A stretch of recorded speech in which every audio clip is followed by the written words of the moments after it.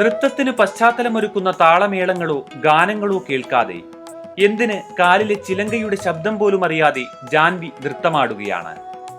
മഹാരാഷ്ട്രയിൽ മുംബൈക്കടുത്ത് കല്യാണിലാണ് പരിമിതികളെ മറികടക്കുന്ന ഈ നൃത്താഭിനിവേശം.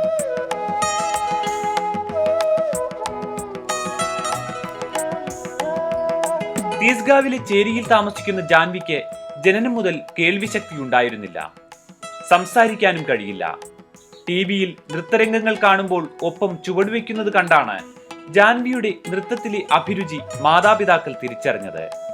എന്നാൽ ശ്രവണശേഷിയില്ലാത്ത കുട്ടിക്ക് നൃത്തം പഠിപ്പിക്കാനാകില്ലെന്ന് പറഞ്ഞ് അധ്യാപകരെല്ലാം അവസരത്തിന്റെ വാതിൽ ജാൻവിക്ക് മുന്നിൽ കൊട്ടിയടച്ചു. നിരാശരാകാതെ നടത്തിയ അന്വേഷണത്തിനൊടുവിലാണ് ലോക് കല്യാൺ ഹാളിൽ നൃത്ത ക്ലാസ് നടത്തുന്ന കാടാമ്പുഴ സ്വദേശി ശ്രീജ വാര്യരെ കണ്ടെത്തിയത്. മറ്റു കുട്ടികൾക്കൊപ്പം കല്യാൺ ലോഗ്രാം കോംപ്ലക്സിലെ നൃത്ത ക്ലാസ്സിൽ പ്രത്യേക ശ്രദ്ധയോടെ ജാൻവിയെയും ചുവടുകൾ പരിശീലിപ്പിച്ചു.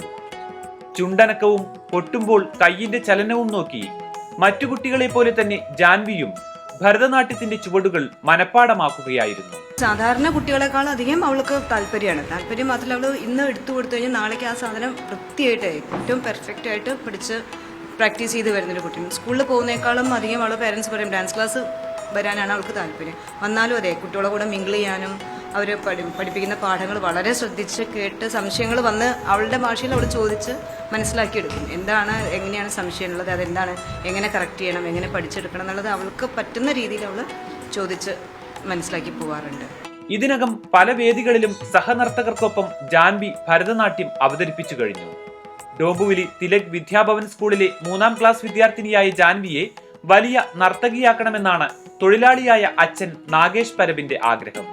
ചെറിയ വരുമാനത്തിൽ ചേരിയിലെ ഒറ്റമുറി വീട്ടിൽ കഴിയുമ്പോഴും ജാൻവിയുടെ നൃത്ത സ്വപ്നങ്ങൾക്കൊപ്പമാണ് ഇവരുടെ സഞ്ചാരം. 2013 നടത്തിയ ശസ്ത്രക്രിയയ്ക്ക് ശേഷം ശ്രവണ സഹായി ഉണ്ടെങ്കിൽ ശബ്ദങ്ങൾ ചെറുതായെങ്കിലും കേൾക്കാം. എന്നാൽ ഇതിന്റെ ബാറ്ററിക്ക് വലിയ വിലയുണ്ട് എന്നതാണ് പ്രതിസന്ധി. വിദഗ്ധ ചികിത്സ നൽകിയാൽ കേൾവിശക്തി തിരിച്ചു ലഭിക്കുമെന്നാണ് ഡോക്ടർമാർ പറയുന്നത്. എന്നാൽ ഇതിനു വേണ്ടി വരുന്ന ലക്ഷങ്ങളെക്കുറിച്ച് ചിന്തിക്കാൻ പോലും പാവപ്പെട്ട ഈ മാതാപിതാക്കൾക്കാകില്ല. 2013 में जनवरी में ऑपरेशन हुआ पहले कान का, राइट कान का. उसके बाद अभी गए साल में 2015 में लेफ्ट कान का भी ऑपरेशन हुआ.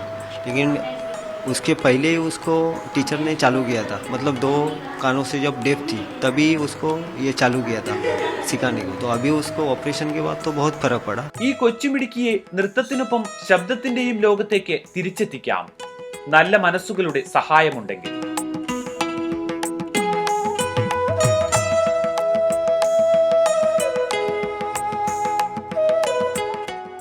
ക്യാമറമാൻ ജോഷി മാത്യുവിനൊപ്പം ജയപ്രകാശ്, മാതൃഭൂമി ന്യൂസ്, മുംബൈ.